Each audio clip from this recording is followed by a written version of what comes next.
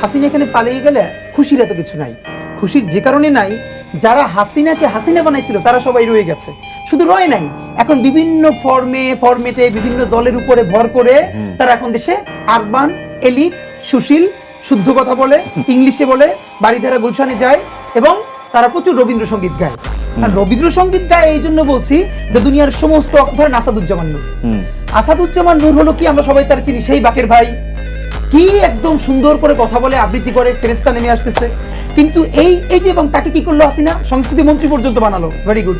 আপনি কি জানেন যে এই আসাদুজ্জামান নূর তার এলাকার সংসদীয় এলাকায় সে যখন ভোট ছাড়া নির্বাচনে এমপি হয়েছিল, তখন জনতার যখন প্রতিরোধ চলে বিএনপি জামাতের, তখন সেইখানে তার গাড়ির উপরে মানুষ প্রতিরোধ করে হামলা করছিল এবং তাকে আটকাই দিছিল। সেইটার সাথে যারা জড়িত ছিল বিএনপির, জামাতের, শিবিরের প্রত্যেকটা ছেলেকে সে গুম করাইয়া, অনেককে চিরতরে গুম করাই ফেলছে।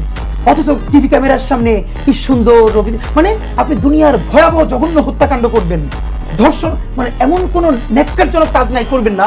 এগুলো করবার পরে আপনি শান্তিনিকেতনী টোনে যখন কথা বলবেন, এত জোরে বলবেন না, ধীরে তাললয় মেনটেন করে আপনি রবীন্দ্রসঙ্গীত গাইবেন দুলে দুলে, তখন আপনার সমস্ত এই অকাজগুলো ঢাকা পড়ে যাবে।